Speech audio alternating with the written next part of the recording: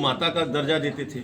तो शंकराचार्य का अगर ये आप लोगों से मांग है कि गौ को राजमाता का दर्जा दिया जाए जैसे महाराष्ट्र में दिया गया, तो क्या दिक्कत है आप लोगों को देने में? हम लोगों को कहाँ दिक्कत है? तो दे दीजिए ना, गौ एक लड़ाई है। गौ को तो माता ही लोग मानते हैं। तो दर्जा देने में राजमाता का दर्जा दे दीजिए। अब वो हमारे कहने से तो होगा नहीं या उनके कहने से तो होगा नहीं। हाँ, वो मामला जब कैबिनेट का है, कैबिनेट में जब ये प्रस्ताव आएगा तब फिर जी देखा जाएगा, कैबिनेट में प्रस्ताव आएगा तब देखा जाएगा। इसी बनारस में आपके जिलाध्यक्ष के नेतृत्व में आपके कार्यकर्ताओं ने खूब विरोध प्रदर्शन किया एक कैबिनेट मंत्री के खिलाफ कि सुहेलदेव जी महाराज की जयंती हो रही थी, उन लोग को जयकारा भी नहीं लगाने दिया गया। तो अब मूल सवाल ये है कि जो दो राजभर नेताओं की लड़ाई है, ओम प्रकाश जी बीजेपी के एक कैबिनेट मंत्री हैं, आप एक दूसरे कैबिनेट मंत्री, दोनों राजभर समाज से हैं, तो ऐसा क्यों है बार बार ओम प्रकाश राजभर बनाम अनिल राजभर का ये नैरेटिव क्यों ये रखा जा रहा सामने, क्यों दोनों लोगों के बीच विवाद हो रहा है? मंच से भी उन्होंने बहुत कुछ कहा। देखिए, पूरे देश में कोई ऐसी दुकान बनी हो जहां वोट बेचा जाता हो, पूरे देश में कोई ऐसी दुकान हो जो लायक लोग कहते हैं हाँ, कि ओम प्रकाश राजभर वोट बेचते हैं। वोट बेचते कहाँ हैं? अगर मर्द हैं, माँ का दूध पिए हैं, तो ये बताने की वोट बेचने की दुकान कहाँ है? जरा हम भी देख लें कि दुकान देख लें, उसके बाद तो फिर हम भी जाएं। मंच से लेकिन बोल रहे नहीं, मंच मैं भी तो कह रहा हूँ, आपके सामने कह रहा हूँ कि अगर मर्द हैं वास्तव में तो एक दुकान बता दें कि कहाँ वोट बेचा गया है और कहाँ दुकान खुली है पूरे देश में। चुनौती देता हूँ। राजभर समाज का नेता कौन है? वो उनका दावा है कि राजभर समाज के हित के लिए जो मैंने कर दिया वो किसी में और कोई कर ही नहीं पाएगा। नहीं, आप लोग गवाह हो, 23 साल पहले क्या राजभर महाराजा सुहेलदेव जी का नाम लेने वाला कोई माई कलाल था? हाँ, 20 साल में चीजें बदली हैं, ठीक बात है। हाँ। इसी बनारस से हमने शुरू किया था, सारनाथ से। तब उस समय सुहेलदेव जी को जानने वाले लोग नहीं थे। तब लोहा की चोरी करते थे लोग, जो उंगली उठाने वाले लोग उस समय लोहा की चोरी करते थे, दुकान खोले थे, लोहा बेचते थे। तो घटतौली होती है ना। तो वो चोर किसी और को कह रहे हैं? नहीं, अब बता तो रहा हूँ। जब दुकान अगर लोहे की खुली थी तो दुकानदार तो नाम तो है साहु जी। हाँ, नाम तो है साहु जी। काम क्या होता है? तो जो जैसा करता है वैसा सबको समझता है। राजभर समाज के हित के लिए कौन लड़ा ओम प्रकाश जी? 23 साल में ओम प्रकाश राजभर ने वो काम कर दिया कि बहराइच की धरती पर राजभर महाराजा सुहेलदेव जी की मूर्ति लगवा दिया, 5 एकड़ में पार्क बनवा दिया, लखनऊ में सुहेलदेव यूनिवर्सिटी खुलवा दिया। भारतीय समाज पार्टी नहीं बनी होती तो ये नहीं होता। गाजीपुर से सुहेलदेव एक्सप्रेस चली, अगर ये भारतीय समाज पार्टी नहीं बनी होती तो ये नहीं होता। आज देश में राजभर महाराजा सुहेलदेव जी की चर्चा सब लोग कर रहे हैं। इसकी चर्चा, इसकी देन भारतीय समाज पार्टी है। इसके पहले भी कांग्रेस की सरकार, बसपा की सरकार, बीजेपी की सरकार, तमाम पार्टियों की सरकार थी, लेकिन कभी किसी ने इस पर ध्यान नहीं दिया। तो जब हम लोगों ने अपने बाप को बाप कहना शुरू किया, भारतीय समाज पार्टी बना करके जब हम लोगों ने देश में, प्रदेश में माहौल को गर्म किया, तब लोगों का ध्यान आया कि नहीं भाई ये चीज़ होनी है। जैसे उदाहरण के तौर पर अभी हम आपको बता दें कि जैसे यूजीसी आया, ठीक, जिन लोगों को विरोध लगा कि हमारा नुकसान हो रहा है, वो लोग सड़क पर आए। ठीक है। और मैं शुरू से कहता था कि किसी चीज़ का विकल्प, अंतिम विकल्प सुप्रीम कोर्ट है। जब 27% आरक्षण पिछड़ों को लागू हुआ तो पूरे देश में विरोध हुआ, लेकिन अंतिम दरवाजा जब सुप्रीम कोर्ट का खटखटाया गया तो 27% आरक्षण सुप्रीम कोर्ट के आदेश पर लागू हो गया। ठीक उसी तरह अगर आपको लगता है कि इसमें यूजीसी में कोई गड़बड़ी है तो आप चले जाओ, सुप्रीम कोर्ट का दरवाजा खुला है। सरकार तो, जो केंद्रीय शिक्षा मंत्री ने कहा ना कि हम कमेटी गठित कर देते हैं, 15 दिन में जो सिफारिश आएगी, जो रिपोर्ट आएगी उस पर हम संशोधन कर लेंगे।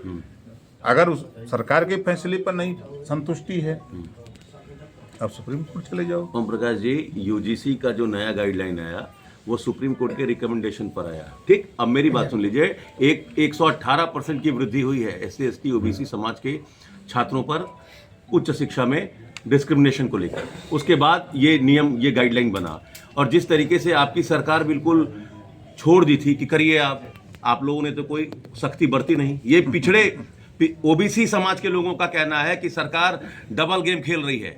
सुप्रीम कोर्ट के गाइडलाइन पर जो नियम बना, सरकार जानबूझकर माहौल को खराब करने दी और फिर सुप्रीम कोर्ट को उस पर रोक लगानी पड़ी। तो आप डबल गेम क्यों खेल रहे हैं? आप सरकार में मंत्री हैं। सुप्रीम कोर्ट के आदेश पर ही लागू हुआ था। और यूजीसी कमेटी में 17 सामान्य वर्ग के लोग थे। एक दो नहीं, 17 लोग थे। एक लोग नहीं समझे, 2 लोग नहीं समझे, 4 नहीं समझे, 6 नहीं समझे, 17 हो एकदम नहीं समझ पाए। तो आप मानते हैं कि वो अपर कास्ट के लिए दिक्कत गलत था? वो नहीं, जो सवर्णों के लिए गलत था। कहा गलत था? गाइडलाइन, तभी तो आप कह रहे हैं कि सब विरोध कर रहे थे तो उसका मतलब गलत था। नहीं, जो लोग विरोध कर रहे हैं, हाँ, तो उनके लिए मैंने कहा कि अगर आपको लगता है कि इस कानून में कोई गड़बड़ी है, हाँ, कोई चीजें गड़बड़ है, हाँ, तो उसके लिए दरवाजा खुला है सुप्रीम कोर्ट का। आप सुप्रीम कोर्ट जा सकते हैं, वहां से आपको न्याय मिलेगा। जिस तरह 27% आरक्षण का विरोध पूरे देश में हुआ, लेकिन पिछड़ा वर्ग गया सुप्रीम कोर्ट, उसको न्याय मिला। तो आप यूजीसी गाइडलाइन के आप अभी सही है या गलत? आपकी नजर में जो यूजीसी गाइडलाइन सही है कि गलत? आया देखिए, केंद्रीय शिक्षा मंत्री ने कहा कि इससे किसी का न नुकसान होगा न नुकसान होने दिया जाएगा।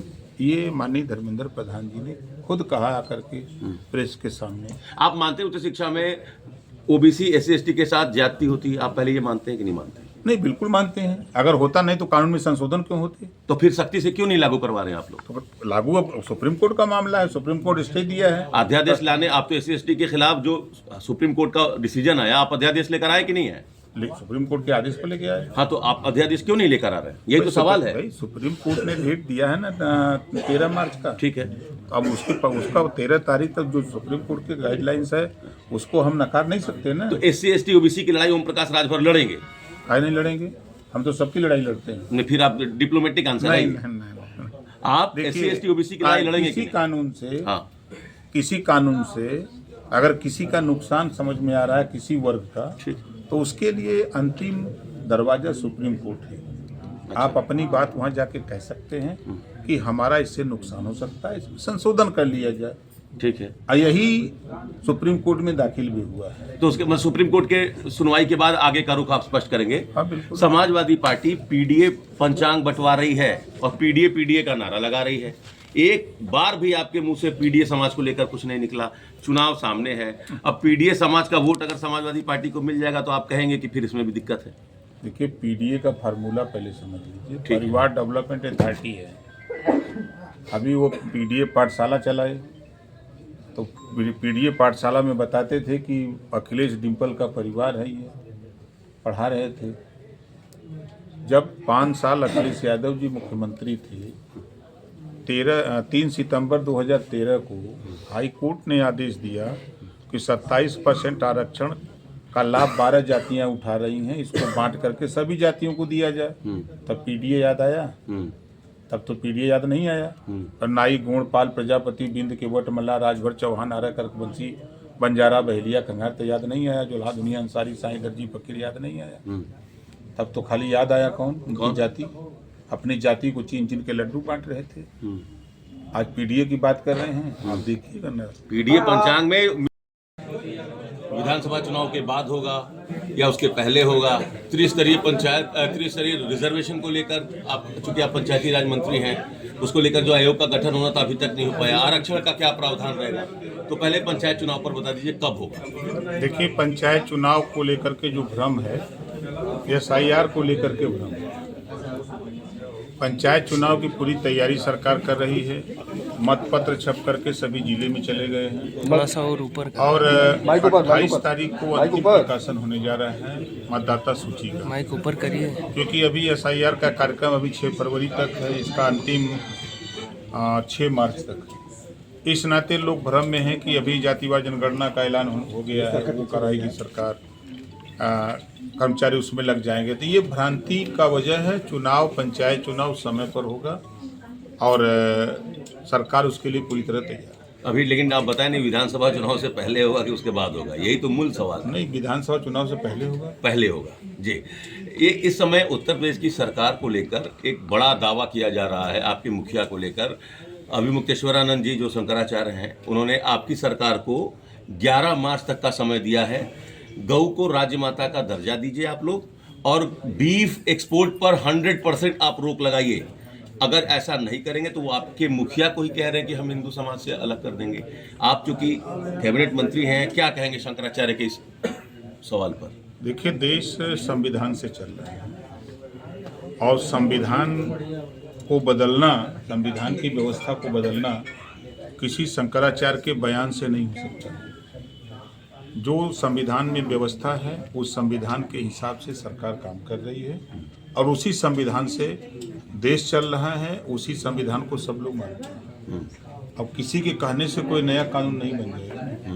नहीं तो ये बताइए कि वो कह रहे जो भी महान है सब पीडीए समाज से हैं। नहीं, आज क्यों याद आया?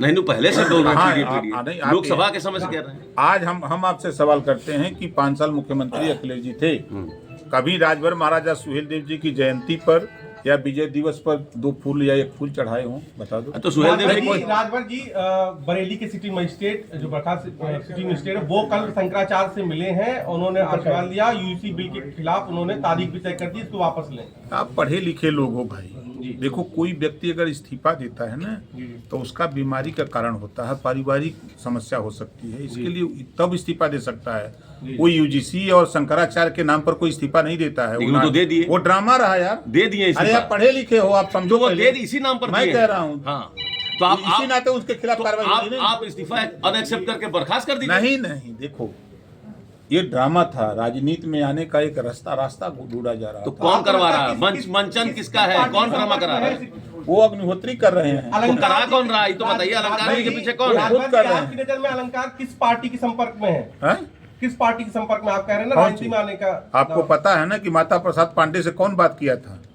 आप बताओ, बात कौन किया था? खाली सवाल पे सवाल करना तो जानते हो, अंदर देखो क्या हो रहा है। कुछ जानकारी रखा करो तब पूछा करो। ये राजभर है, राजभर ऐसे नहीं बोलता है, राजभर सीना ठोक के बोलता है। ठीक है, चलिए।